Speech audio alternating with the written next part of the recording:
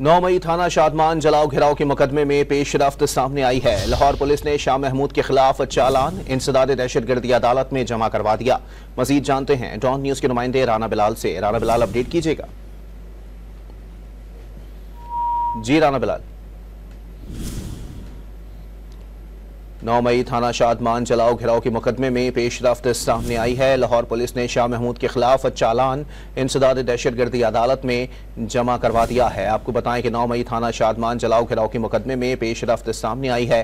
Lahore police ने शाह महमूद के खिलाफ चालान इंसदाद दहशतगर्दी अदालत में जमा करवा दिया है। पुलिस के चालान में शाह महमूद कुरैशी पर 9 मई की मनसूबाबंदी का इल्जाम है। 9 मई थाना शादमान जलाओ घिराव के मुकदमे में पेशरफ्त सामने आई है।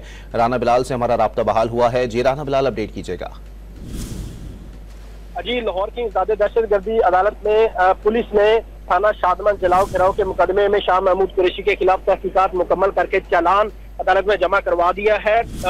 चालान में शाह महमूद कुरैशी पर 9 मई की प्लानिंग करने का इल्जाम है और अवामुन नास को उकसाने का भी इल्जाम आयद किया गया है। इस चालान में 50 से ज्यादा गवाहों की लिस्ट भी जो है वो चालान के साथ लफ्ट की गई है। लाहौर की इंसदाद दहशतगर्दी अदालत ने शाह महमूद कुरैशी को तलबी के नोटिस भी जारी कर दिए हैं।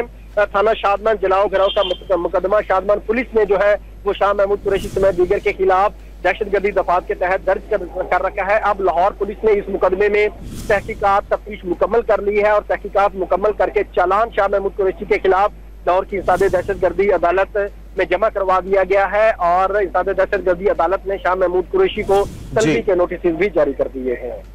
बहुत शुक्रिया राना बिलाल अपडेट करने के लिए।